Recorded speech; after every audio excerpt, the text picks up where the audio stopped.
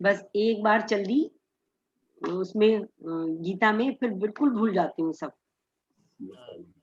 तो last time हमने क्या किया था कि हमने ये देखा था, एनालाइज किया था कि पार्थसारथी जी ने अपनी गीता में 6 भागों में डिवाइड किया है। फोर्थ चैप्टर का आज हम करने जा रहे हैं 36वां श्लोक। उससे पहले हमने ये देखा कि 6 भागों में उन्होंने विभाजित किया हुआ है गीता को। कौन कौन से थे वो हमने पिछली बार भी किया था। सेल्फ इज एटर्नल टीचर, ब्रह्म ज्ञान कोई सेल्फ रियलाइज्ड व्यक्ति ही दे सकता है। जिसने स्वाद चख रखा हो वही बता सकता है किसी चीज का स्वाद। रसगुल्ला चख रखा है, कोई और चीज फल चख रखा है, वो उसके स्वाद को अच्छे से एक्सप्लेन कर सकता है। How self relates to action, कैसे सेल्फ का एक्शन के साथ रिलेशन है। जस्ट लाइक पेट्रोल, जैसे पेट्रोल काम करता है शरीर में, ऐसे जो सेल्फ का हमारे साथ कनेक्शन है कि अगर सेल्फ अंदर हम कनेक्टेड है तो वो काम करने का शक्ति हमें मिलती है, अदरवाइज शक्ति नहीं मिलती। एक्शंस ऑफ एनलाइटेड नॉट बाइंडिंग, जो एनलाइटेंड है, जिन्हें आत्म साक्षात्कार हो चुका है, जो ब्रह्म ज्ञानी है, उनके एक्शंस जो भी वो कर्म करते हैं वो उन्हें बांधते नहीं, यानी उन कर्म फल मुक्त होते हैं, क्योंकि उन्होंने तो सारे कर्म ईश्वर को ही समर्पित कर दिए हैं। वो तो कृष्ण भावनामृत में काम करते हैं, सब काम उनके ईश्वर के होते हैं। द 12 यज्ञास सैक्रिफाइसेस, कि 12 उन्होंने बताया कि 12 प्रकार के यज्ञ होते हैं। तो क्या है, हम जीवन के हर छोटे से और बड़े से काम को यज्ञ के जैसे कर सकते हैं। तो उन्होंने इस ईश्वर को ना भूलें, इसलिए हर छोटे काम का छोटा गोल और बड़े काम का बड़ा गोल हवन कुंड बना दिया है। कि हम जितना भी अपना कर्म शक्ति और विचार डालें, तो शुभ अगर आहुति डालेंगे तो वहां फ्लरिश होगा, वहां पे सुख समृद्धि आएगी। और अगर किसी ने भी एक ने दूषित विचार या दूषित संविधा डाल दी, जैसे राक्षस लोग पहले यज्ञ को खंडित करते थे, तो वहां पर विनाश कार्य हो जाएगा। ऑल यज्ञास कल्मिनेट विजडम, ये 12 हमारे समाप्त, यहाँ तक हमारा समाप्त हो चुका है। 12 यज्ञास सेक्रीफाइस हमने कर लिए हैं, अभी मैं नाम लेकर भी आपको बता दूंगी।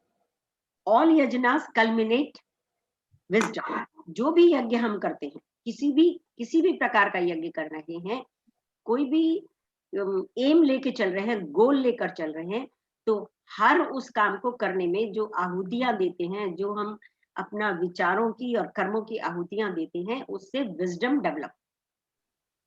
और छठा उन्होंने कहा, कृष्णा ने कि एडवाइस किया है कि गेन विजडम, कि विजडम प्राप्त करने का प्रयास करो। विजडम सबसे ऊपर है, उसके द्वारा आपके सब जो पाप कर्म है, जो गलत कोई बातें हो गई हैं, सब नष्ट हो जाते।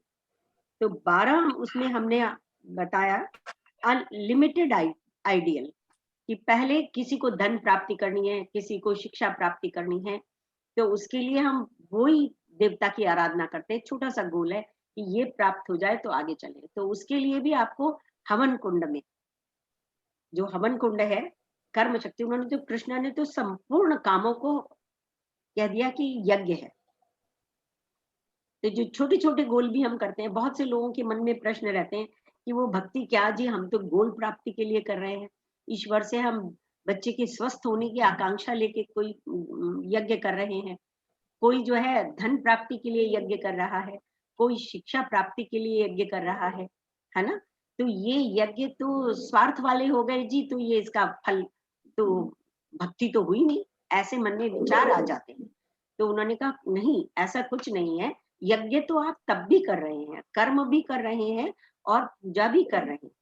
तो ये छोटे छोटे गोल वाला क्या है, लिमिटेड आइडियल, आपने लिमिटेड बना दिया, हर कर्म को उन्होंने यज्ञ बता दिया। एब्सोल्यूट आइडियल, कुछ लोग लग जाते हैं कि हमें तो अपना सेल्फ रियलाइजेशन करना है, हमें तो मोक्ष प्राप्ति करनी है, वो उसमें लग जाते हैं। कुछ लोग इसके साथ साथ संयम करते हैं, संयम की आहुति देते हैं, और उसके द्वारा किसी ने आपसे कुछ कह दिया, गलत अपशब्द कह दिए, और आपने पलटकर उसको उसकी टोन में जवाब नहीं दिया, अपने अपने मन पर नियंत्रण कर लिया, अपने दिमाग पर नियंत्रण कर लिया, तो वो हो गया संयम की आहुति। अभी तो आपको एफर्ट करना पड़ा इस आहुति के लिए, लेकिन एक सिचुएशन ऐसी आती है जब आप संयम करने लगते हैं कि आपको संयम ही ना करना पड़े, स्वतः आप उसे क्षमा कर दें। आपके अंदर जो गुस्सा आ रहा है, जो जवाब देने की इच्छा हो रही है, वो उठे ही नहीं, संयम की ही आहुति आप कर दें और सहजता से ही उस सबको सुनकर लेट गो कर दें। राइट? उसके बाद उन्होंने बताया जो छठा गोल है, फिर वो आ जाता है द्रव्य दान। द्रव्य दान से यज्ञ कर सकते हैं। द्रव्य दान से बहुत सारे लोगों का बहुत कष्ट निवारण हो जाता है। फिर उन्होंने बताया प्राण अपान, हाँ, छठा यज्ञ हुआ धन का दान, और सातवां शारीरिक सेवा दान। धन के दान से भी ज्यादा जो शारीरिक सेवा दान देते हैं वो बड़ा यज्ञ हो गया। और आठवां हो गया योगा प्रैक्टिस, यानी जो जुड़ गया ईश्वर से। योग का मतलब है कनेक्ट होना, जो ईश्वर से जुड़ गया वो छूट गया। जैसे जैसे उन्होंने बहुत सारी बार बताया शिवेंद्र नागर जी ने, कि जैसे कोई बड़ी आगे की नॉलेज वाली चीज से आप जुड़ जाते हैं। कलर टीवी आया तो ब्लैक एंड व्हाइट टीवी छूट गया, गैस आई तो चूल्हा चौका उस तरह का छूट गया, स्कूल से कॉलेज में गए तो स्कूल छूट गया, इंटर पास कर लिया तो स्कूल छूट गया। इस तरीके से जो छूट जाए, जब बड़ी चीज से आपका संपर्क हो जाता है, बड़ी चीज की नॉलेज गेन कर लेते हैं, तो छोटी चीज छूट जाती है। फिर क्या है योगा प्रैक्टिस, यज्ञ फॉर सेल्फ नॉलेज।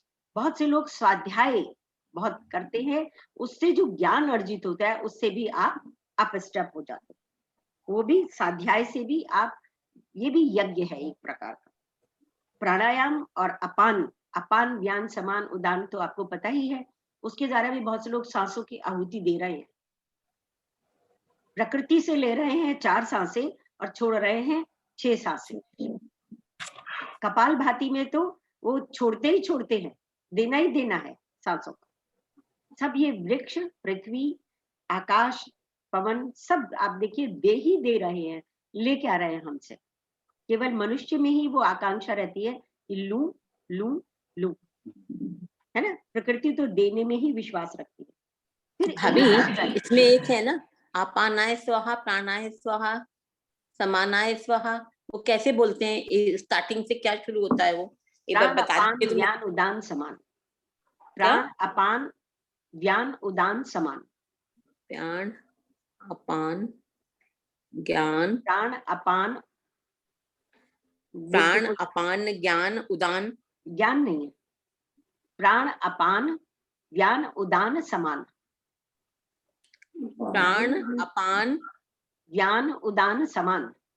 ज्ञान न, ज्ञान नहीं है इसमें, व्यान तो व्यान वी व्यान, वी वाई। व्यान, मैं आपको ना बुक से पूरा इसका मंत्र लिख के भेज दूंगी। हाँ मैं मिलाता हूँ, है ना, उदान समान, हाँ इसका मंत्र है पूरा, ये हाँ वो मुझे लिख के चाहिए, है ना, ये उसमें हवन की बुक में है। हाँ। तो क्या है, जब आप सेवा करते हैं, इनमें से कोई भी यज्ञ कर रहे हैं, तो आपकी संकल्प शक्ति बढ़ जाती है, इनर स्ट्रेंथ बहुत हो जाती है, और उसके द्वारा ऑटोमेटिक प्रकृति आपकी सहायता करने लगती है। आपने देखा, आपने खाना बनाना आपको आ गया, तो चाहे नौकर नहीं आ रहा आपको चिंता नहीं होती। आपको ड्राइविंग आती है, कहीं जाना है तो आपको चिंता नहीं होती। स्ट्रेंथ आपने अपने अंदर, विरोधाभासी मूल्य में हमने किया था ना कि डेवलप योरसेल्फ। गुरुजी ने कहा जब आप डेवलप्ड होते हैं, आप वो काम सब कर सकते हैं, तो चिंता नहीं आती, दिमाग में फियर नहीं आता, नेगेटिविटी नहीं आती, उससे इनर स्ट्रेंथ बढ़ जाती है। इसमें हमने एग्जाम्पल मेड का भी दिया था कि जो मेड होती है घर में 20 साल से 40 साल से जो काम कर रही है, उसके अंदर भी इतनी शक्ति आ जाती है कि आपके बच्चे को कान पकड़ के गाड़ी से बाहर निकाल सकती है, डांट सकती है ना। पुराने को आप भी उसके साथ सम्मान से बात करते हैं, ऐसे नहीं बुलाते कि कमला बिमला आ जा, है ना। आंटी वगैरह बच्चे बोलते हैं, दीदी बोलते हैं, कोई माता जी बोलते हैं, ऐसे आप भी उसे रिगार्ड करने लगते हैं। तो सेवा से इनर स्ट्रेंथ बढ़ती है। और फिर क्या है, एक्सटर्नल एक्टिविटी, जितनी भी एक्सटर्नल एक्टिविटीज होती हैं उनके जो फल होते हैं वो सबसे आप मुक्त हो जाते, क्योंकि आप सारा कार्यक्रम कर रहे हैं किसके लिए?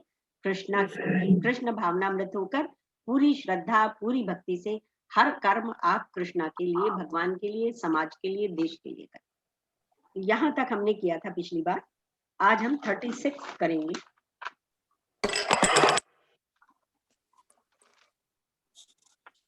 अपि चेदसि पापेभ्यः सर्वेभ्यः पापकृतं सर्वं ज्ञानप्लवेनैव व्रजिनं संतरिष्यसि।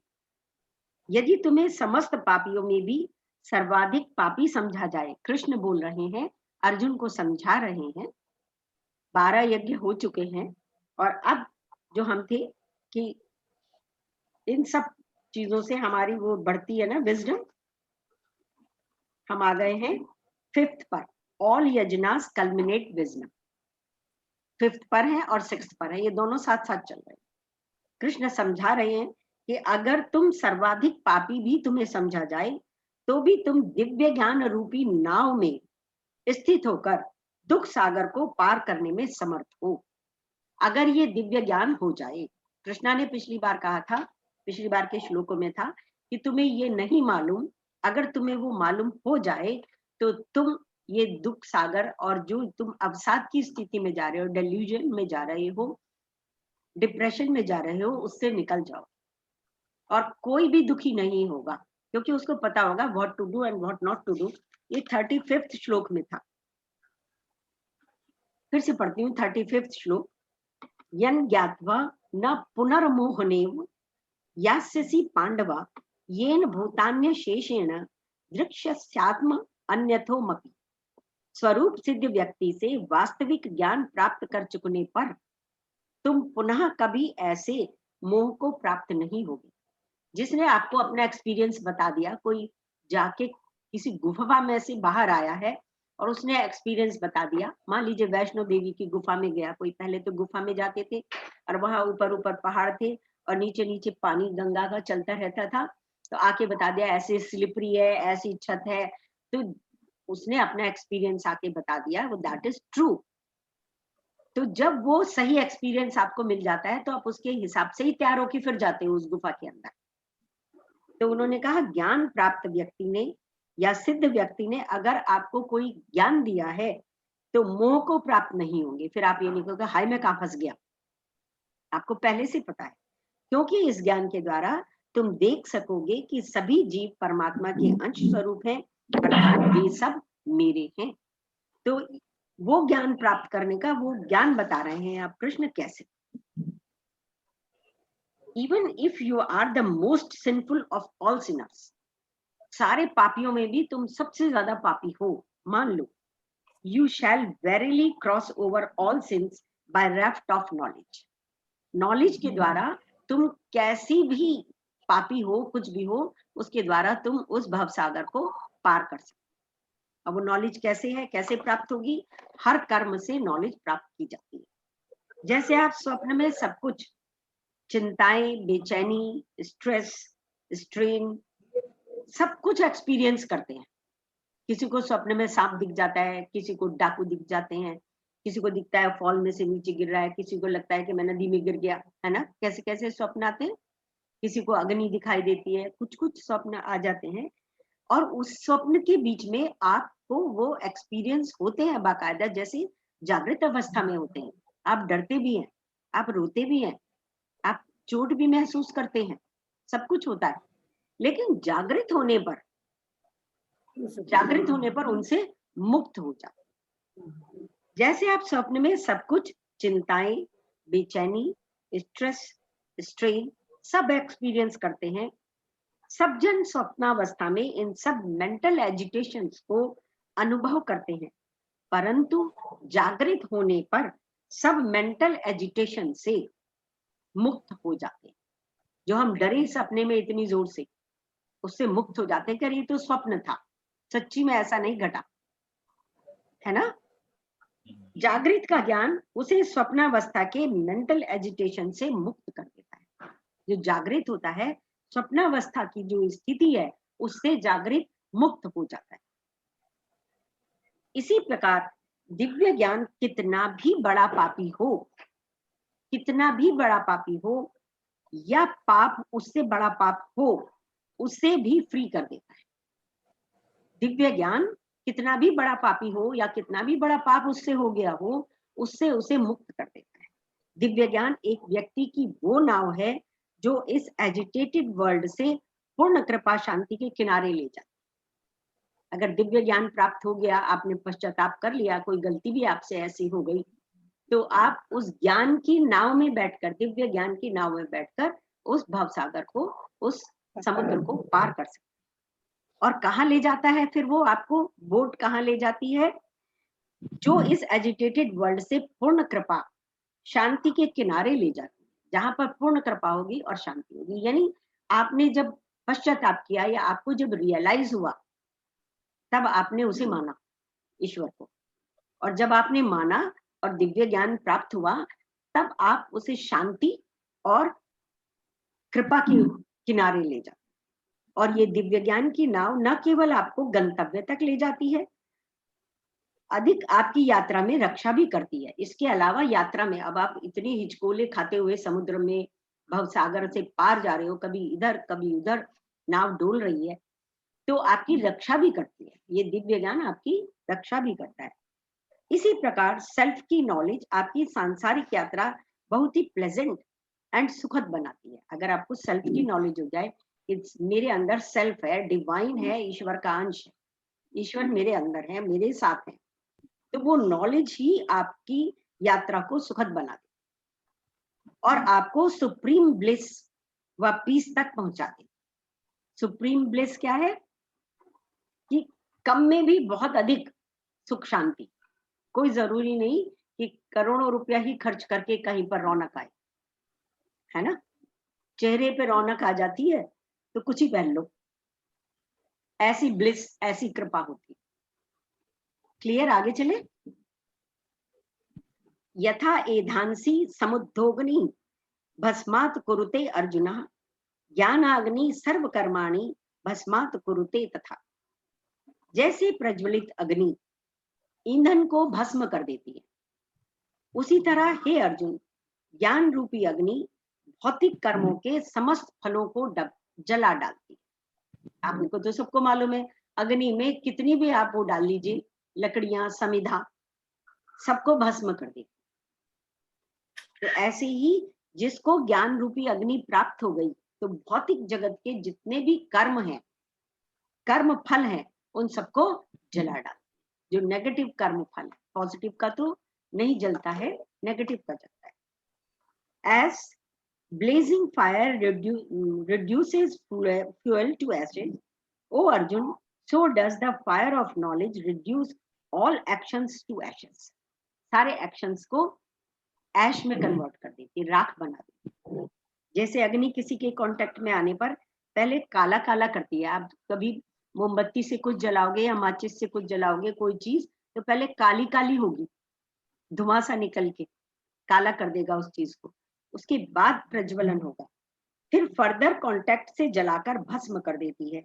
ऐसे ही नॉलेज ऑफ सेल्फ पहले वर्ल्डली ऑब्जेक्ट से इनएफेक्टिव होती है। जैसे ही आप इस तरफ चलते हैं, ज्ञान अग्नि को प्राप्त करने के लिए चलते हैं, दिव्य ज्ञान को प्राप्त करने के लिए चलते हैं, तो पहले संसार की जितनी एक्शंस हैं उनसे आपको इनइफेक्टिव हो जाते हैं आपके ऊपर। कोई कह रहा है कि पिक्चर देख लो, कोई कह रहा है चलो पार्टी करने चलो, कोई गलत शब्द बोल रहा है, कोई अच्छा शब्द बोल रहा है, वो सब आपके ऊपर इफेक्ट नहीं कर रहा, इनइफेक्टिव हो जाते हैं। पहले वर्ल्डली ऑब्जेक्ट से इनइफेक्टिव होते हैं, क्योंकि सेल्फ नॉलेज के बिना आप वर्ल्डली ऑब्जेक्ट के सेंसुअल सुख से आकर्षित हो जाते हैं।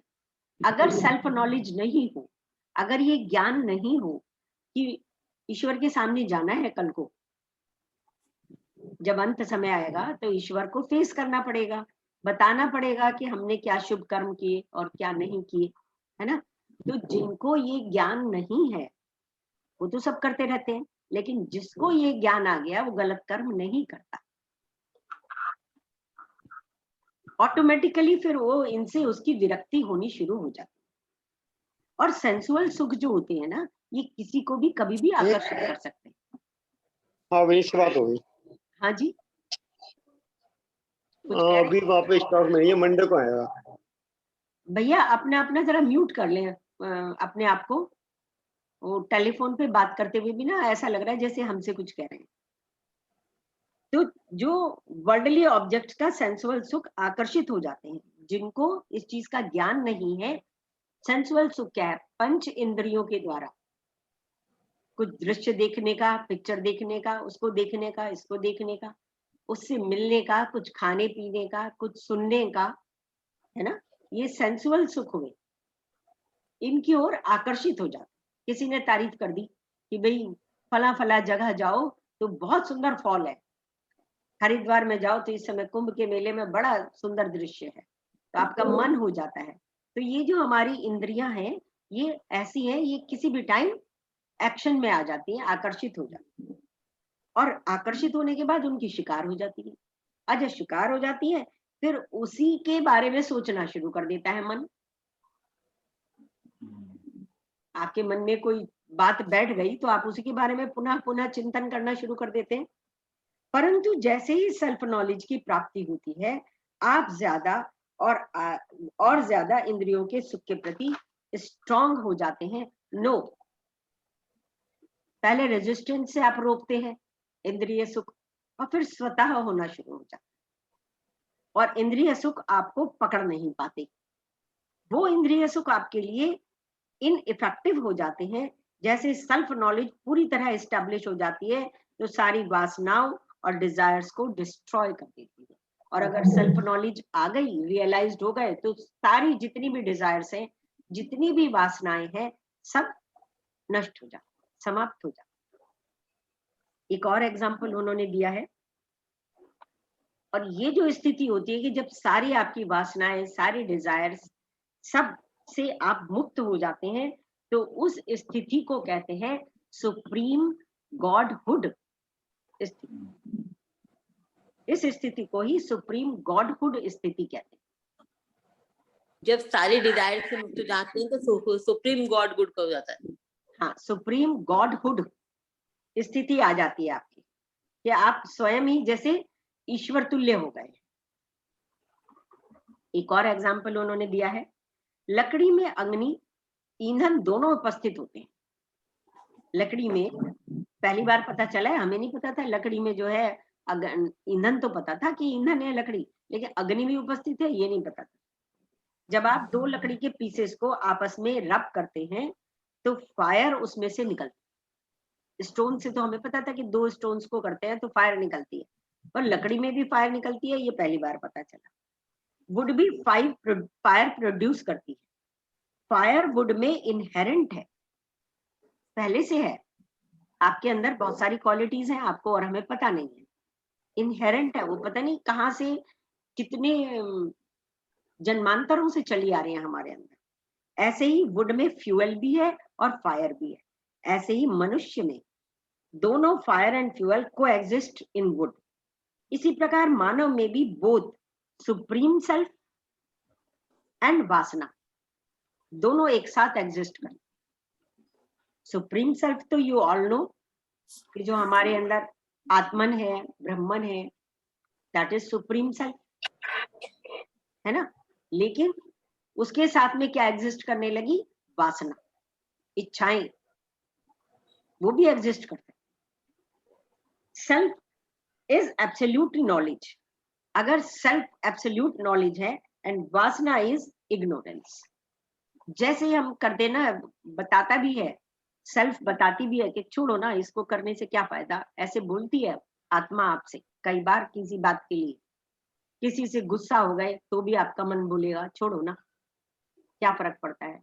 किसी का कुछ देना लेना है, किसी ने कुछ अपशब्द कह दिए, तो भी बहुत बार आगाह करती है सेल्फ आपको, है ना। और इग्नोरेंस क्या है? दैट इज वासना, कि फिर भूल जाते हैं सुप्रीम को और फिर उसकी इच्छा कर बैठते हैं प्राप्ति की। ये है माया। हाँ, जो हमें घुमाती है। यस। तो माया मोह दोनों से निकल जाएंगे अगर दिव्य ज्ञान हो। दोनों नॉलेज एंड वासना एक साथ एक जन में रहती है। जब नॉलेज इन्वोक होती है तो इग्नोरेंस समाप्त हो जाती है। हमने बताया था ना आज्ञा चक्र पर क्रोध और विवेक दोनों रहते हैं यहाँ आज्ञा चक्र। जो हम नाड़ी शोधन प्राणायाम करते हैं, अनुलोम विलोम करते हैं ना, तो अनुलोम विलोम में खाली यहाँ ब्रेन को ऑक्सीजन जा रही है, और जब नाड़ी शोधन प्राणायाम करते हैं तो ये पिट्यूटरी ग्लैंड है बुद्धि का।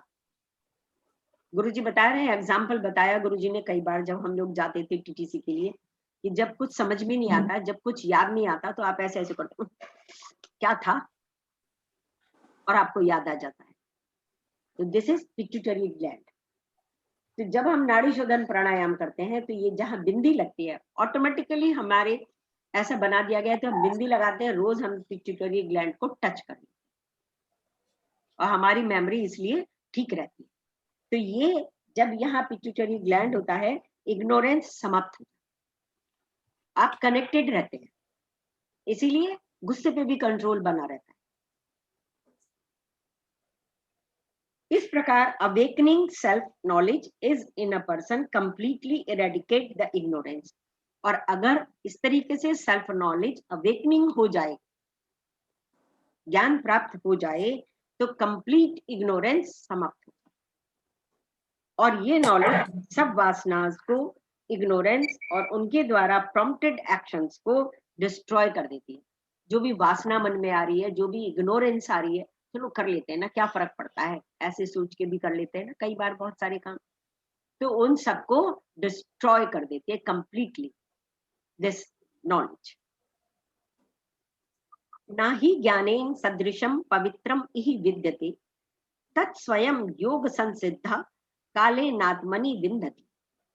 इस संसार में दिव्य ज्ञान के समान कुछ भी उदात्त शुद्ध नहीं है, कुछ भी इतना शुद्ध नहीं है जितना दिव्य ज्ञान। ऐसा ज्ञान समस्त योग का परिपक्व फल है। जो व्यक्ति भक्ति में सिद्ध हो जाता है, वह यथा समय अपने अंतर में इस ज्ञान का रसास्वादन करता है। जो भक्ति में सिद्ध हो जाता है, क्या मतलब इसका? कहा गया है हमारे शास्त्रों में, हमारे गुरुओं ने बताया, 40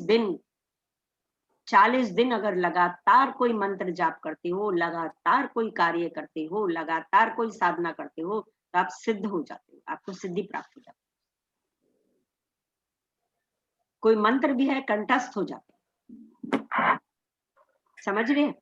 उनका प्रभाव आने लगता है लाइफ में। आप देखो रेकी करने जाते हो तो 21 डेज करवाते हैं, सुदर्शन क्रिया 40 दिन कराते हैं, पहले तो 90 दिन करवाते थे, तो सिद्धि प्राप्त हो जाती है। तो क्या हो जाता है, यथा समय अपने अंतर में ज्ञान का रसास्वादन करने लगता है, और उसके बाद चाहे किताबें पढ़ी हो या ना पढ़ी हो, चाहे वो पढ़ा लिखा हो या ना हो, उसके अंदर से ही ज्ञान निकलने, जिसे आप कहते हैं गुरु कृपा, ईश्वर कृपा, ब्लिस। ऐसे डिसीजन लेगा, ऐसे फैसले करेगा वो व्यक्ति कि कई बार जो है दांतों तले उंगली दबा के आप सोचोगे कमाल हो गया, इतना इंटेलिजेंट, कैसे इसने ये फैसला किया, है ना? एक मुझे याद आ रहा है, एक ऊंट का एग्जाम्पल था एक बार, ये कहानी है हमारे आर्ट ऑफ लिविंग के कोर्स में, बच्चों के उसमें प्रोग्राम में, कि एक आदमी के पास जो है 2 बेटे थे, और उसके पास 19 ऊंट थे। तो वो कहता है दोनों में आधा आधा बांट देना। तो अब दोनों बच्चे बड़े परेशान हो गए कि भाई आधा आधा कैसे बांट दे, जितनी भी गिनती थी, इससे मुझे पूरी कहानी भी ठीक से याद नहीं। एक गांव का व्यक्ति आया, है ना, या उसने कुछ ऐसे कहा कि इतने इसे दे देना, इतने इसे दे देना, इतने इसे दे देना। गांव का व्यक्ति आया, सारे गांव वाले बड़े परेशान थे कि कैसे डिवाइड करें, तो क्या ऊंट को काट के देंगे आधा? तो वो आया, उसने अपना एक ऊंट उनके साथ मिला दिया, है ना, और बाद में कुछ ऐसा नंबर बन रहा था कि एक नहीं कुछ और चक्कर था कि 1-2 इधर उधर करने वाला था, इस समय याद नहीं है पूरा। तो उसने उनका मिला के बांट के और फिर अपना एक ऊंट लेके चल दिया, ये नंबर ऐसा था। तो वो ज्ञान की उसमें आ गया कि उसको दिव्य ज्ञान था, उसको ये कैलकुलेशन वो कर पाया। कभी मुझे मिलेगी स्टोरी तो मैं आपको शेयर करूंगी, बच्चों के कोर्स में। तो इस तरीके से ज्ञान के सदृश कोई भी शुद्ध, इतना शुद्ध कुछ भी नहीं है। Verily there is no purifier here like knowledge.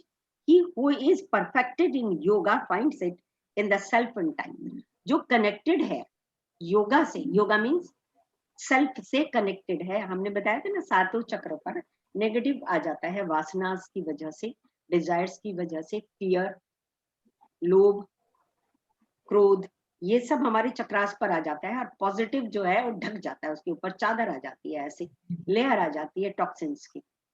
तो जो प्योर, पूरी तरह से कनेक्टेड है, प्योरिफाइड है, उसके अंदर से ही ज्ञान पनप के आने लग जाता है।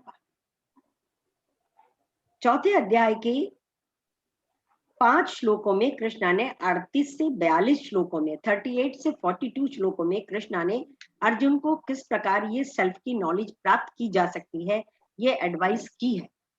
कोई भी व्यक्ति इस ज्ञान को योग साधना से प्राप्त कर सकता है।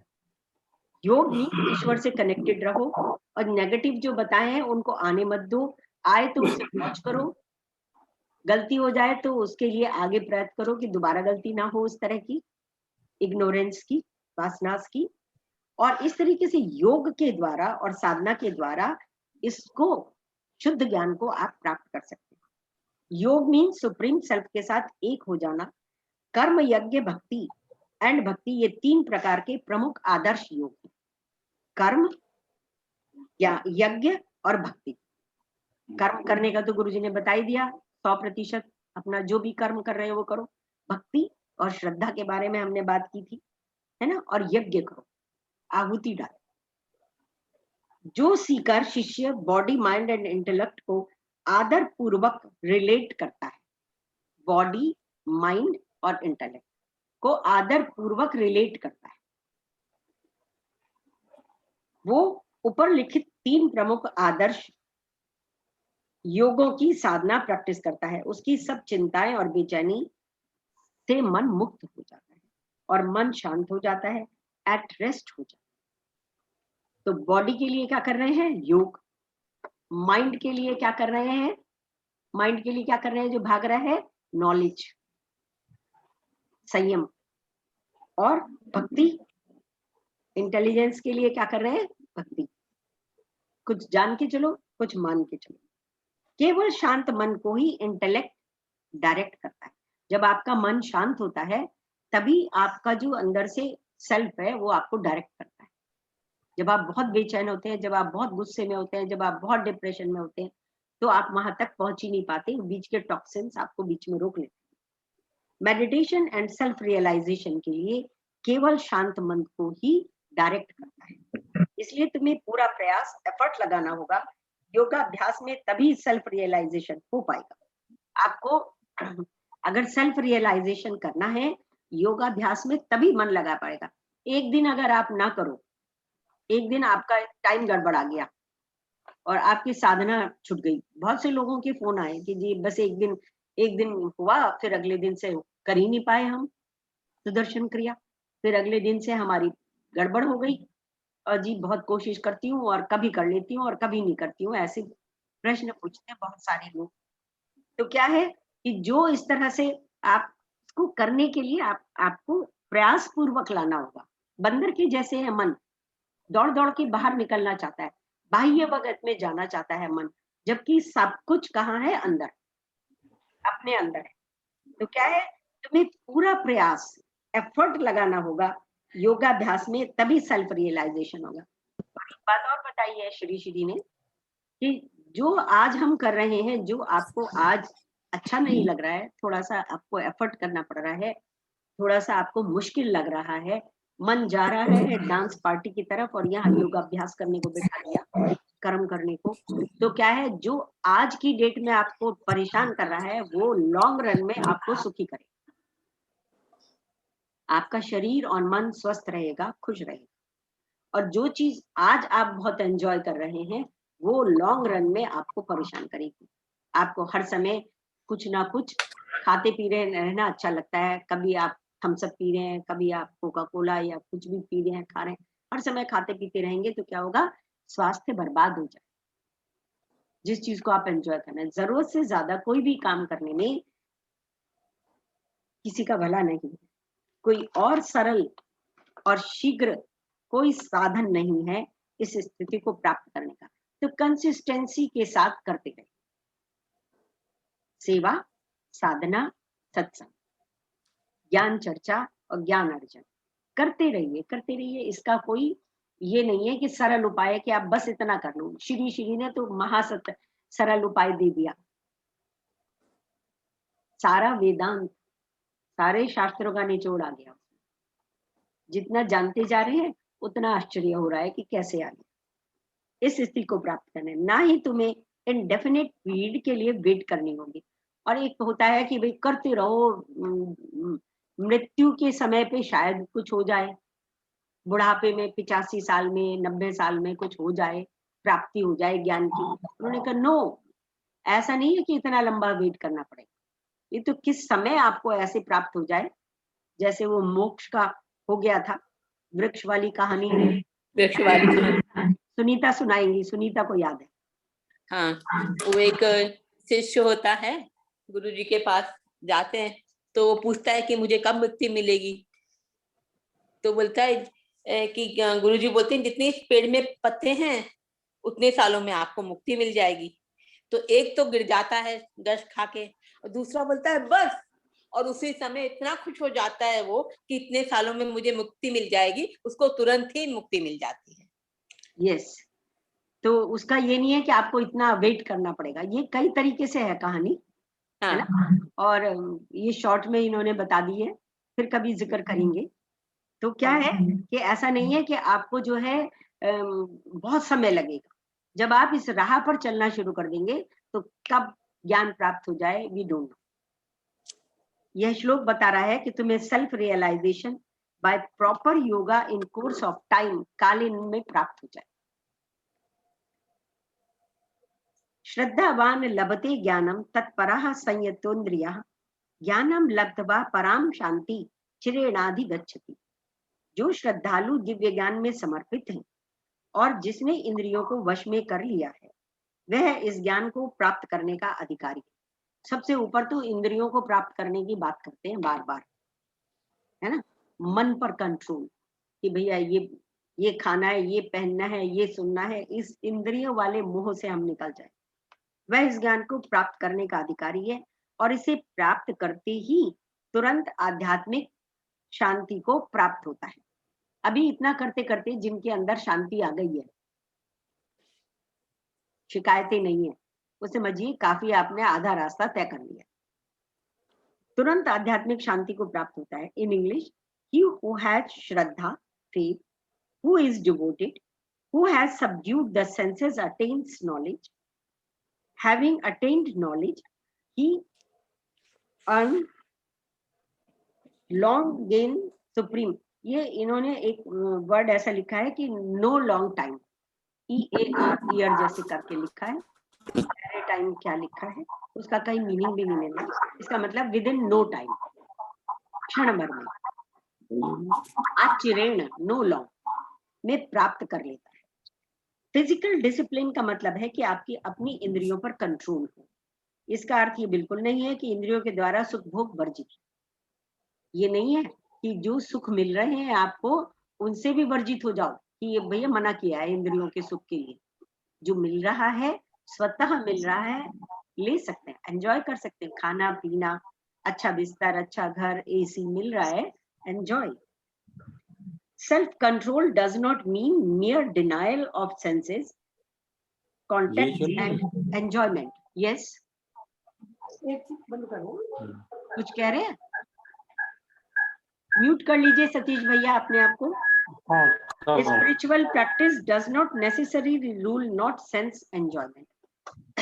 स्पिरिचुअल प्रैक्टिस में ये नहीं कहा गया है कि आप अपने एंजॉयमेंट्स को खत्म कर दीजिए। रखिए, एंजॉयमेंट जिस चीज में है करिए, उसकी कोई मनाही नहीं है। कंट्रोल से मतलब यह है कि बार बार जो कूद के मन जाता है उस पर कंट्रोल हो। इसका मतलब यह है कि आपका अपनी सेंसेस पर कंट्रोल होना चाहिए। जैसे आप गाड़ी चला रहे होते हो तो आपका कंट्रोल होना चाहिए। ये थोड़ी कि अगर एक बार आपने 100 की स्पीड से चलानी शुरू कर दी तो 100 की स्पीड सामने कोई आ भी गया, आपकी स्पीड कम ही ना। You can control your speed, कि उस समय आप 20 की भी कर सकते हो, 40 की भी कर सकते हो, 100 की भी कर सकते हो। You should have a control. जैसे घोड़े की सवारी कर रहे हैं, घोड़े की लगाम को खींच के रोकना भी आना चाहिए। जब आपके पास समय है, आपको स्वतः वो सुख आनंद मिल रहा है, एंजॉय।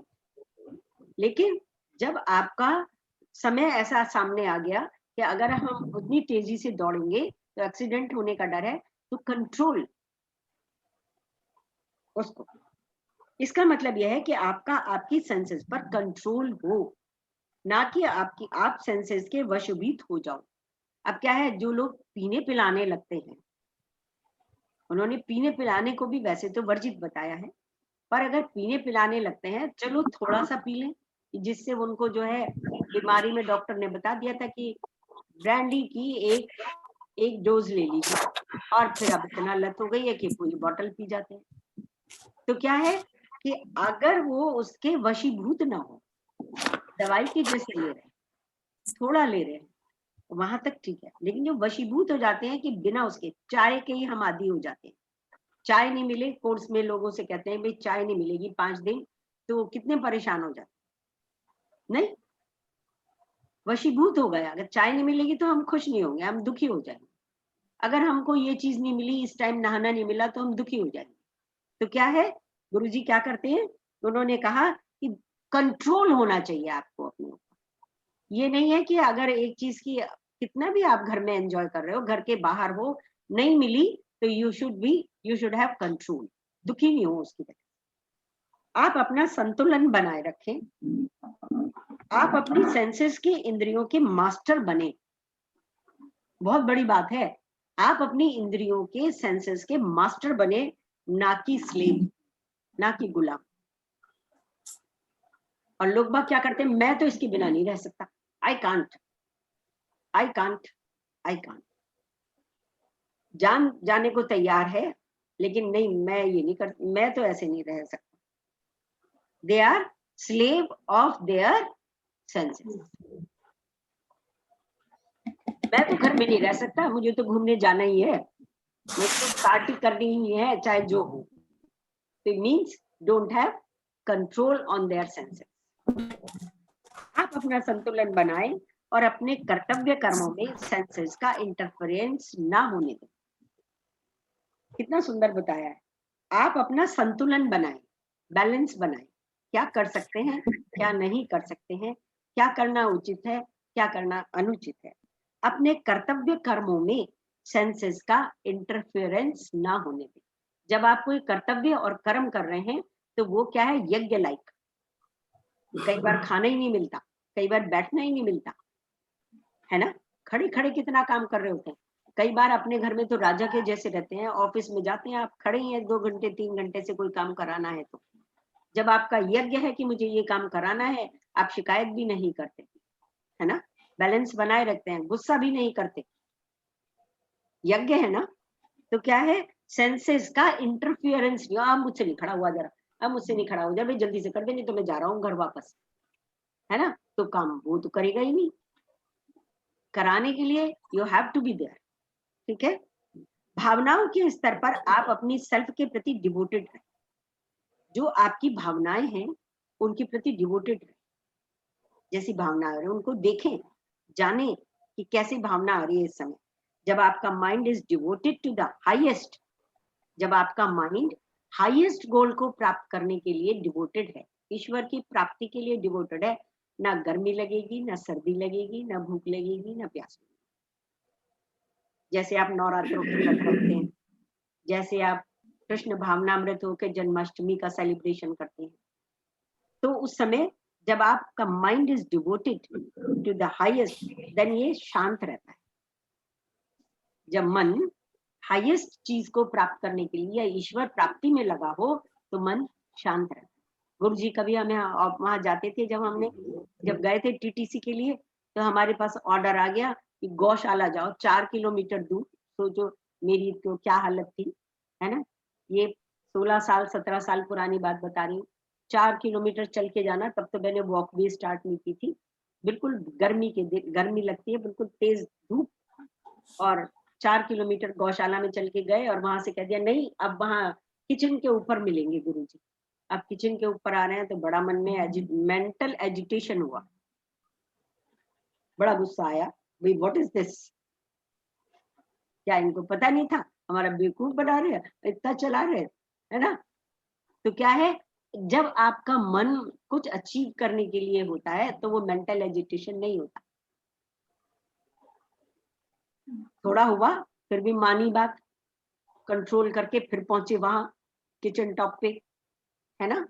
तो क्या है, जब आप सरेंडर कर देते हो, जब आप किसी हायर गोल के लिए कोई संकल्प ले लेते हो, तो मन शांत रहता है। भाई ऐसा ही है, अब गुस्सा करने से, एजिटेशन करने से कोई लाभ नहीं है। और शांत मन ही बुद्धि ही हायर नॉलेज को रिसीव कर पाती है। जब आपका मन शांत है, जब कोर्स में आके पार्टिसिपेंट बैठते हैं, पहले दिन का कोर्स ये है कि वे ध्यान से सुने, और इधर उधर मन चला जाएगा और ध्यान से नहीं सुना तो वो नॉलेज गई। जब मन शांत होगा, जब मन वहां स्थिर बैठेगा, सुनेगा, तभी तो कुछ प्राप्त करेगा। अपनी बुद्धि को श्रद्धावान बनाए और सत्य के पथ पर बढ़ते रहें जब तक आप वहां अल्टीमेट सुप्रीम सेल्फ तक पहुंच ना जाए। कैसे बनाए श्रद्धावान? जैसे गुरु को जब आप सरेंडर कर देते हैं तो शांत हो जाता। तो पहले पहले जब हम लोगों के टाइम में कोर्स होता था तो बड़ी कहानियां बताई जाती थी कि भाई सब कुछ छोड़ दो। एक शिष्य आया और उसकी कहानी थी कि सब कुछ छोड़ दो, जो कुछ तुमने सीखा है अभी तक, जितने किताब ग्रंथ तुमने पढ़ रखे हैं, सबको गंगा जी में प्रवाहित करके आ जाओ। वो बोला कैसे जाऊं, ऐसे कैसे जाऊं, पता नहीं क्या मिलेगा, और मैं अपना जो मैंने इतने दिन ज्ञान अर्जन करा है उसे सबको फेंक दूं। दिस इज तो I can't do this thing. जो भी कोई बोलता था, जो भी कुछ बोलता है, और आप उसमें अपना दिमाग लगा के और क्रिटिसिज्म शुरू कर दो, या ऐसा तो हो नहीं सकता और वैसा तो हो नहीं सकता, तो आप नॉलेज गेन करेंगे? नहीं कर सकते। तब करेंगे नॉलेज गेन जब आप गुरु को गुरु मानकर बैठ जाएंगे, सरेंडर हो जाएगा। तब वो जो समझा रहे हैं, शुरू में लगता है कि ये क्या करा रहे हैं, जैसे हम लोगों के कोर्सेज में अल्फाबेट के जैसे शुरू पहले दिन में where are you, what are you, है ना, what do you want in your life, ऐसे ऐसे प्रश्न करते हैं, है ना। ये लगता है क्या बच्चों के जैसे प्रश्न कर रहे हैं है ना। तो अल्टीमेट सुप्रीम सेल्फ तक जब तक पहुंच ना जाए तब तक उस मन पर कंट्रोल रखें। इस प्रकार भाभी, जब हमने गीता शुरू करी थी ना, तो स्टार्टिंग में हम व्हाट आर यू और what is your name and when did you come in the on the planet, वही लग रहा था। पर हाँ अब जैसे आगे बढ़ रहे हैं ना, तब हायर नॉलेज में बहुत मजा आ रहा है। हाँ। तो क्या है, फर्स्ट चैप्टर तो लोग कराते ही नहीं है। हाँ, फर्स्ट चैप्टर का तो बहुत कम विवरण मिलता है, उसमें तो सेनाएं सजती रहती हैं आमने सामने। ये तो पार्था सारथी जी की ब्यूटी है भाषा की, और वेदांत का ज्ञान है कि उन्होंने उसमें भी इतना सुंदर ढंग से जो है डिपिक्ट किया सब कुछ, है ना। इस प्रकार इस डिसिप्लिन के द्वारा आप नॉलेज गेन कर सकते हैं, और having attain knowledge you instantly gain supreme peace of and bliss. तो जिसके मन में शांति आ गई, कृपा जो मानने लगा, समझ लो आधा पौना रास्ता आपने पार कर लिया है ना।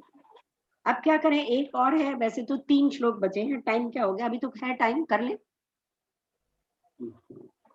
अज्ञश्च श्रद्धानश्च संशयात्मा विनश्यति, नायम लोको अस्ति ना परो ना सुखम संशयात्मना।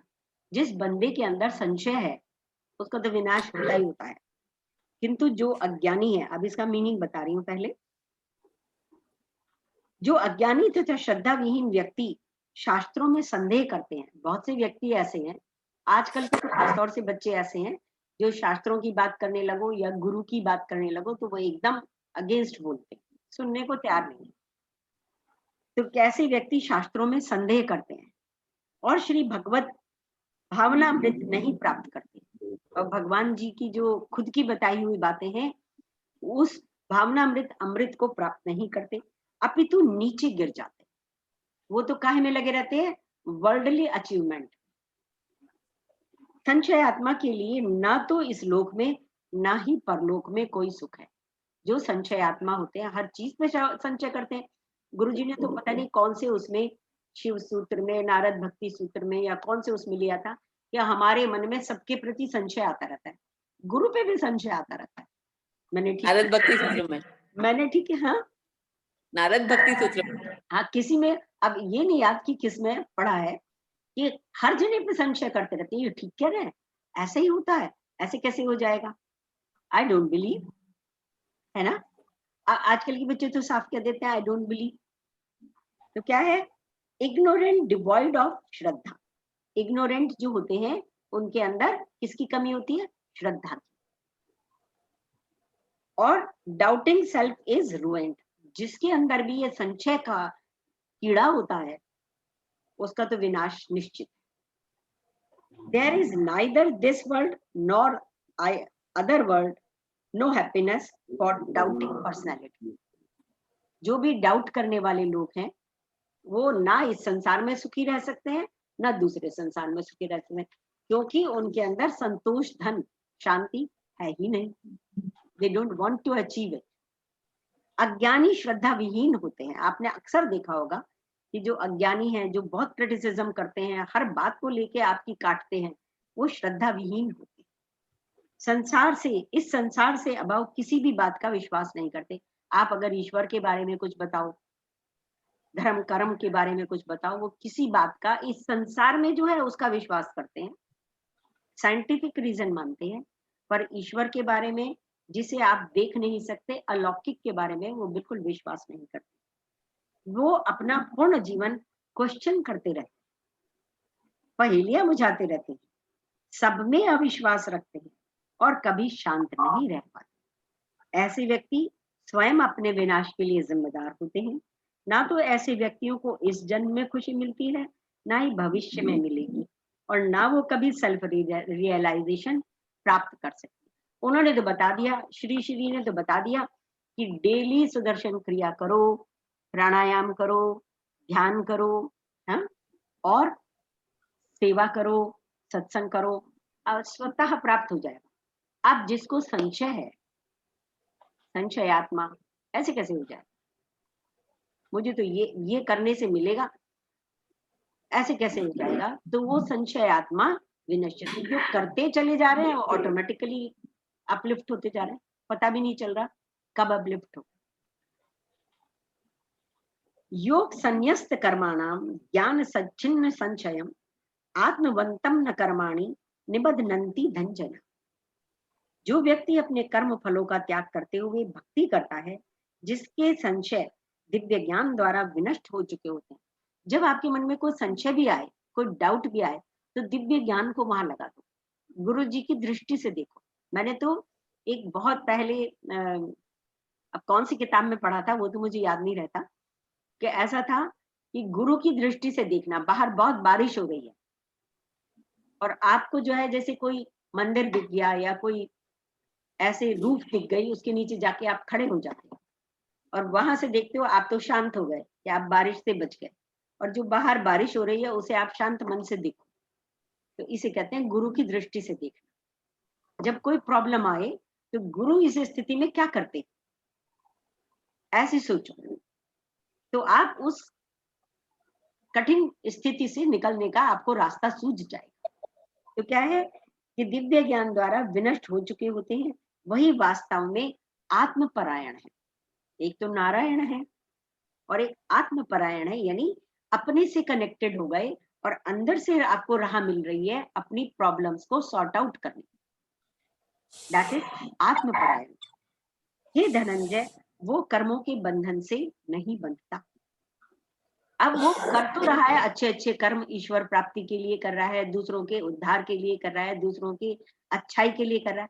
कोई कर्म उससे गड़बड़ भी हो गया जो दूसरे को बुरा लग गया, किसी को आज कोई उपदेश दो, भैया घर में रहो, जाओ, मिलो नहीं, तो अपने ही बच्चे बुरा मानने लग जाते हैं कि बार बार कहते रहते हैं, है ना, लगता है ना। तो ऐसे करते करते भी कोई रुष्ट हो सकता है कि ऐसे बोल रहे हैं हमको।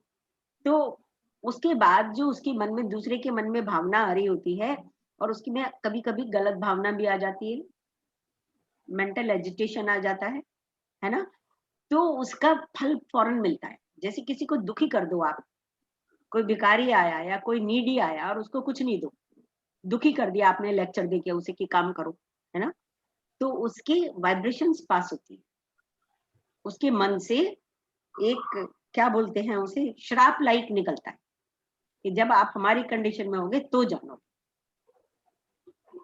है ना। तो उस कर्म बंधन से भी बंधता नहीं। क्या निकलता है उसके मन से? उसके मन से श्रापना सी निकलती है, जब उसको सेटिस्फाई नहीं होता तो उसके मन से ना मेंटल एजिटेशन होता है और उससे वेव्स निकलती हैं, श्रापना सी निकलती है, तो वो आपको इफेक्ट करती है। तो किसी से भी कटु वचन नहीं बोले, जो थोड़ा बहुत देना है नहीं देना है वो दो, ठीक है। आत्म प्रणय, हे धनंजय, वो कर्मों के बंधन से नहीं बंधता।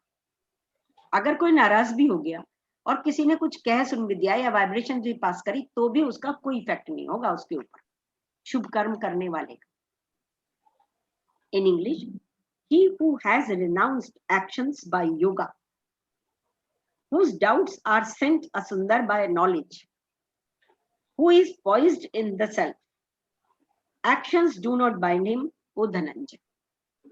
और धनंजय कहा है अर्जुन को, यानी वो उसको कहा है वेल्थ को जीतने वाला धनंजय। तो जो मीनिंग है, शाब्दिक मीनिंग तो यह है जिसने बहुत सारी वेल्थ को जीता हो, और इसमें उन्होंने कहा जिसने इन ज्ञान रूपी वेल्थ को जीत लिया हो, दिव्य ज्ञान रूपी वेल्थ को जीत लिया, वो धनंजय। तो क्या है तात्पर्य, आध्यात्मिक साधना केवल एब्सोल्यूट स्टेट ही प्राप्त नहीं कराती। आध्यात्मिक साधना यानी शुभ शुभ कर्म जो हम कर रहे हैं दूसरों को खुश करने के, अपनी तो खुशी है ही उसमें। आप जरा सा किसी को देते हो कि कैसे कैसे अंदर से कैसे मन हिलता है, ऐसे ऐसे करके जैसे मोर नाचता है, ऐसे ऐसे खुशी होती है मन के अंदर, सबने नोटिस की होगी।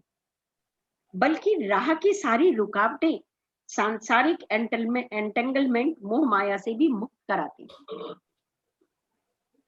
जब आप absolute state of a spiritual unfoldment पर पहुंचते हैं, जब आप उस स्टेट पर पहुंचते हैं, पहले मेरे जो मैसेजेस होते थे आर्ट ऑफ लिविंग का कोर्स करने के लिए, तो टू अनफोल्ड योर क्रिएटिविटी, ऐसे मैं उसमें एक वर्ड डालती थी। अनफोल्ड मीन्स हमारे अंदर पता नहीं कितनी क्रिएटिविटी भरी पड़ी है, and that is not in front of us. We don't know कि क्या क्या क्रिएटिविटी हमारे अंदर है। टू अनफोल्ड योर क्रिएटिविटी, आपके अंदर जो गुण है, जो आपके अंदर बहुत सारा खजाना है, टू अनफोल्ड दैट। तो जब आप इस अनफोल्ड वाली स्थिति में पहुंचते हैं कि अंदर से चमत्कारिक गुण आपके निकलने शुरू हो जाते हैं, absolutely state of a spiritual unfoldment पर पहुंचते हैं, तो आपकी सारी अज्ञानता, इच्छाएं और इरेडिकेट हो जाती हैं। जितनी भी आपकी इच्छाएं हैं, आपकी जो है अज्ञानता है, समस्या है, सब इरेडिकेट हो जाते हैं, सब साफ हो जाती हैं, मिट जाती हैं, और आप पूर्ण स्वतंत्र हो जाते हैं। और तब सांसारिक कर्म आपको नहीं बांधता। जो भी सांसारिक कर्म है, और भी बताया उन्होंने, जितना आप इवॉल्व होते हो, जितना आप नॉलेज गेन करते हो, उतना आप ग्रॉस वर्क से ऊपर उठते जाते। तो उन्होंने एग्जाम्पल भी दिए हैं कि आप देखो किसी फैक्ट्री में जाओ तो जो लेबर क्लास है उसे कितना मेहनत करनी पड़ती है, ग्रॉस वर्क करना पड़ता है। जो उससे ऊपर मैनेजर है उसे उससे कम काम करना पड़ता है, और जो मालिक है उसे ग्रॉस लेवल पे शारीरिक स्तर पर सबसे कम काम करना पड़ता है। वो ब्रेन का काम करता है, इसका ये मैनेजमेंट। तो जितना आप इवॉल्व होते हो उतना आपका ग्रॉस वर्क कम होता जाता है। कृष्णा अर्जुन को धनंजय कहकर संबोधित करते हैं कि विनर ऑफ वेल्थ, क्योंकि उन्होंने वेल्थ को जीतने वाले बताया गया। बहुत सारे उन्होंने, जिस समय युधिष्ठिर ने अश्वमेध यज्ञ किया था, तो उस समय वो बहुत सारे देशों को जीत कर लाए थे, धन अर्जित करके। तब भी उन्होंने शुरू वाले चैप्टर्स में धनंजय की वो परिभाषा दी थी, सांसारिक सारी वेल्थ की स्पिरिचुअल वेल्थ के सामने कोई वैल्यू नहीं। सांसारिक, चाहे आपने करोड़ों कमा रखे हो, चाहे आपने मिलियंस बिलियंस कमा रखे हो, वो सारी वेल्थ की स्पिरिचुअल वेल्थ के सामने कोई वैल्यू नहीं। हमेशा स्पिरिचुअल वेल्थ जिनके पास रही है, जो वर्ल्डली वेल्थ वाले हैं, उनके सामने सर झुका। क्यों? हाँ, ऐसा क्यों? राजा लोग हमेशा गुरुओं को मानते थे, उनके पास इतना ज्ञान होता था, इतनी उनके पास शांति होती थी, इतना स्पिरिचुअल नॉलेज होती थी कि वो सब कुछ फोरकास्ट भी देख लेते थे और सब एडवाइस भी सही कर देते। स्पिरिचुअल नॉलेज जिसके पास है वो ईश्वर से कनेक्टेड है, ईश्वर तुल्य है, एक तरीके से ईश्वर ही है। नागर जी तो ये भी कहते हैं कि हम सब इस पृथ्वी पर भगवान बनने आए हैं। ये मालूम यार और सब तो वेल्थ रह जाती है, और ये जितनी भी ज्ञान की नॉलेज है ना हमारे साथ जाती है। यस, ये स्पिरिचुअल नॉलेज और जो हमने कर्म किए हैं ये हमारे साथ। तो कृष्ण ये हम मैनिफोल्ड करके देती है फिर। यस, मैनिफोल्ड करके देखिए, स्पिरिचुअल वेल्थ के सामने कोई वैल्यू नहीं। कृष्ण अर्जुन को एडवाइस कर रहे हैं कि वो थोड़ा सा प्रयत्न करके अपने आंतरिक साम्राज्य को प्राप्त कर सकता है और इस प्रकार पूर्ण मोक्ष, लिबरेशन, पीस एंड ब्लिस पा सकता है, पूर्ण मोक्ष पा सकता है। थोड़ा सा प्रयत्न कर ले अर्जुन, उसके अंदर श्रद्धा भी है, उसके अंदर डिवोशन भी है, उसके अंदर कर्मशीलता भी है। तो अगर थोड़ा सा और प्रयत्न कर ले तो इस ज्ञान को, मोक्ष को प्राप्त कर सकता है। एक श्लोक रह गया, वो भी कर ले क्या? हाँ कर ले। तस्माद् ज्ञान संभूतम हतस्थम ज्ञान सिनात्मनः चित्वैन संचयम योग मातिष्ठातिष्ठ भारत। तुम्हारे हृदय में अज्ञान के कारण जो संशय उठे हैं उन्हें ज्ञान रूपी शस्त्र से काट डालो। हे भारत, तुम योग से समन्वित होकर खड़े हो और युद्ध करो। Therefore, cutting asunder with the sword of knowledge the ignorance born out of the self dwelling in your heart, be established in योग, arise ओ भारत। 40 और 41 श्लोक में बताया गया है कि कैसे जो अध्यात्म का मार्ग नहीं अपनाते उनका नाश हो जाता है और जो इस मार्ग का अनुसरण करते हैं उनको लिबरेशन प्राप्त होता है। कृष्ण अर्जुन को सलाह दे रहे हैं कि स्पिरिचुअल डिसिप्लिन के द्वारा सेल्फ की नॉलेज प्राप्त करो। स्पिरिचुअल डिसिप्लिन क्या है कि कंसिस्टेंसी के साथ आप डेली साधना, सेवा और सत्संग करते रहो। मनुष्य अपने अंदर के सुप्रीम सेल्फ से अनजान है और अवसाद, डिल्यूजन, कंफ्यूजन की स्थिति में रहता है, मन में डाउट और अनिर्णय की स्थिति बनाए रखता है। कृष्णा एडवाइस कर रहे हैं कि इन नेगेटिव फोर्सेस को समाप्त करके अपने कर्म के पथ पर अनुसरण करो, अपने क्षेत्रीय कर्म का, वॉरियर का पालन करो और अपने की कर्म योग में स्थित हो जाओ। कर्म योग क्या है कि जो ऑब्लिगेटरी ड्यूटीज हमें दी गई हैं वो करें। कर्तव्य क्या है? जैसे एक माँ का कर्तव्य है, एक पिता का कर्तव्य है, एक पुत्र का कर्तव्य है, ये सब ऑब्लिगेटरी ड्यूटीज हमें मिली है। एक राजा का कर्तव्य है अपने राज्य की प्रजा की रक्षा करना। अगर उनके राज्य किसी भ्रष्टाचारी व्यक्ति के हाथ में चला गया है तो उसे जीत कर फिर से उन्हें सुख साम्राज्य प्रदान करना, ये उसकी ऑब्लिगेटरी ड्यूटी, तो उसका पालन करो। इस नेगेटिव फोर्सेस को समाप्त करके अपने कर्म के पथ का अनुसरण करें, अपने क्षत्रिय कर्म का, वॉरियर का पालन करो और अपने को कर्म योग में स्थित करो कि मुझे ये कर्म करना ही है। योग द्वारा कंप्लीट एक होकर बॉडी, माइंड और इंटेलेक्ट और सेल्फ के साथ एक होकर जब करोगे 100% से, तो आप अवश्य विजयी भागोगे। कृष्ण अर्जुन को उनके यंगस्टर्स भारत के नाम से संबोधित करते हैं। ओ भारत, अपना कर्म करो। वो कौन थे? उनके जो भरत थे, अपने सब डाउट्स और संशय ग्रेट भारत के जैसे समाप्त कर अपना कर्म करो। ओम तत्सदिति श्री भगवद गीतासु उपनिषत्सु ब्रह्मविद्यायां योग शास्त्रे श्री कृष्ण अर्जुन संवादे ज्ञान कर्म संन्यास योगो नाम चतुर्थो अध्याय समाप्तः। यस, यहाँ पर उन्हें भारत भारत क्या क्यों संबोधित किया गया? मैंने इसको इतने डिटेल में लिखा नहीं, मैं पढ़ के सुना।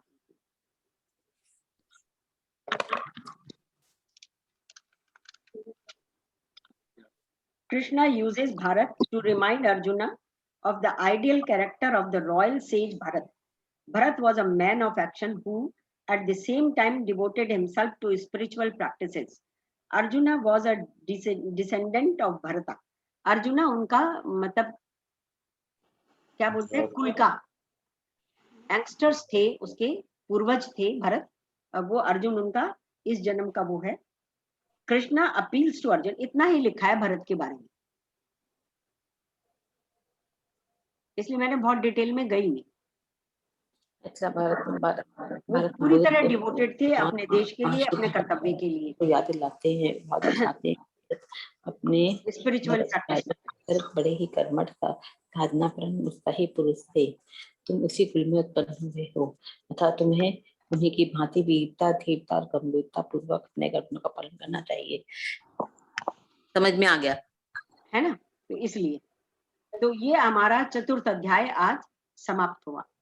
जो भी इसका जो शॉर्ट नोट्स हैं वो 6 में जो डिवाइड किया है, वो 12 में जो यज्ञ डिवाइड किए हैं इन्होंने, 6 में डिवाइड होके फिर हमने एक एक को देखा कैसे छोटे से यज्ञ से भी कैसे विजडम डेवलप होती है, और बड़े से तो फिर और बढ़ जाते हैं. पहले छोटा आपने काम किया होता है, पहले आपने घर की सेवा की होती है, फिर आप अपना क्लब व्लब में समाज की सेवा करने लगते हैं, फिर देश की सेवा करने लगते हैं, फिर देश से फिर इंटरनेशनल सेवा करने लगते हैं. जो काम आप करते हो कैसे कैसे आपकी विजडम डेवलप होती है.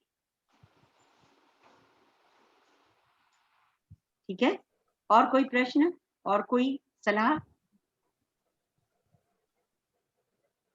अब इसका थोड़ा सा डिस्कशन नेक्स्ट उसमें कर लेंगे. श्योर, ठीक है. और रचना जी? जय गुरुदेव दीदी. जय Gurudev. Do you want to say something Rama ji? अच्छा लग रहा है तो मुझे अभी समझ भी आ रहा है कुछ कुछ, बाकी फिर जब पढ़ती हूँ ना कई बार मुझे ही नहीं समझ में आता.